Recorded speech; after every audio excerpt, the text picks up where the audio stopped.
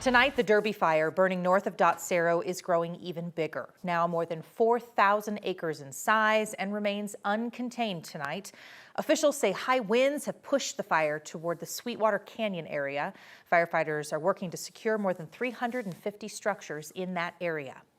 Thanks for joining us tonight. I'm Jennifer Meckles. Parts of Eagle County are still under a mandatory evacuation order, and other families outside the formal evac zone are still waiting to learn where they'll have to leave as well.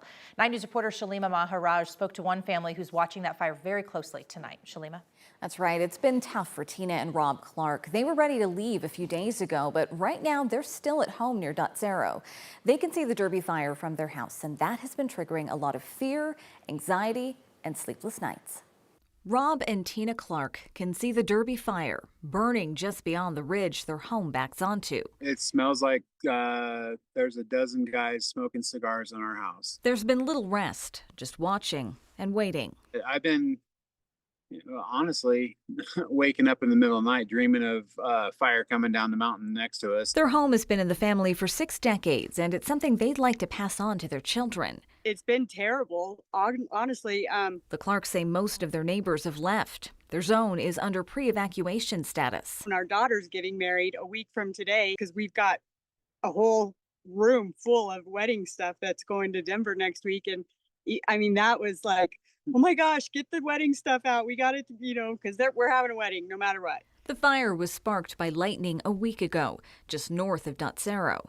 Since then, it's grown to more than 4,100 acres. Last night it started sprinkling, and we were like, oh yes, that's great.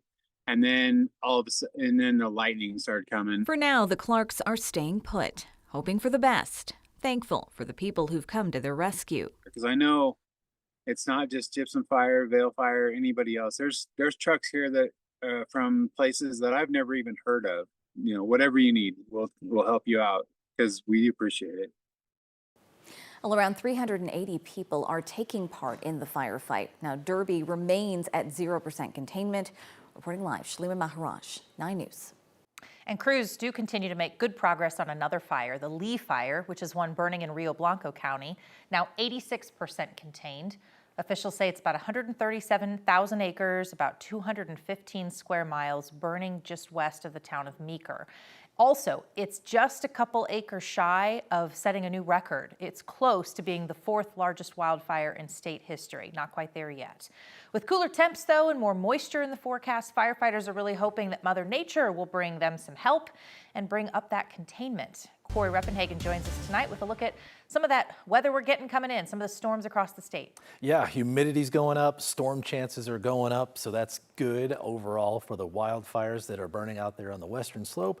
And the temperatures have been somewhat favorable, a little bit of a break today, 91 in Meeker, 85 in Aspen, 89 in Eagle, just a couple of degrees cooler, and that will continue to cool as we go through the next couple of days.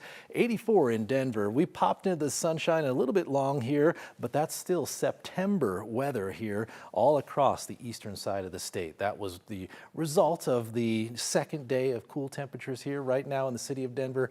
It is a comfortable night, 74 in downtown, 71 at DIA. We're not seeing too many rain showers up on the northern part of the state, but we still have some down to the south. Fremont County getting quite a bit of rain right now. Here's the rain chances for tomorrow. So your outdoor plans in the morning and the early afternoon looking pretty good. Low chances for rain. After 5 o'clock, that goes way up, and that could go all the way into Monday morning. So we're going to remove that potential weather impact just because everything seems to be shifting overnight from Sunday into Monday morning.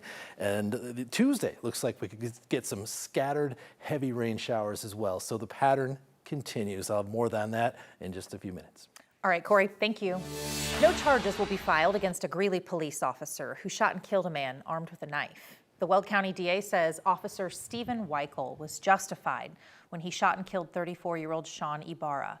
Officers say they were responding to multiple 911 calls about a man acting erratically, swinging a knife through a North Greeley neighborhood.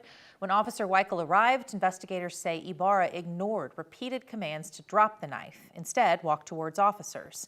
Officer Weichel fired 4 times. Ibarra later died at the hospital. The Weld County DA says body camera footage and witness statements also backed up Officer Weichel's account. This past week, Mountain View Fire Rescue remembered and honored one of their own. This week, the agency shared their internal memorial for former firefighter Eric Losh. He died in an off-duty accident last weekend. Losh served on Mountain View Fire Rescue for more than a decade, following in his father's footsteps. He also served on the Colorado Professional Firefighter Foundation Board. Losh's former crew is remembering him with a memorial at their Station 8, where Losh drove engine 208. You may have seen some new billboards across Colorado promoting support for two sides that have been at odds lately, ranchers and wolves. Now, these billboards are advertising the Born to be Wild license plate that raises money for non-lethal conflict mitigation between wolves and livestock. The plate sold about 19,000 times in just a year and a half, raising nearly $1 million for Colorado Parks and Wildlife. Ranchers, though, question if this money is enough to really do any good. We wanted to create a mechanism to tap into that public's willingness to pay, willingness to support wolves, but also willingness to support livestock producers. So a bit of more money by people that perhaps voted for it or in favor of it, that's not a bad thing in my mind, but I just think it's a drop in the bucket. The plates come with a $50 annual renewal fee, meaning CPW could have at least $1 million a year continuously to spend on conflict mitigation if people continue to renew those plates.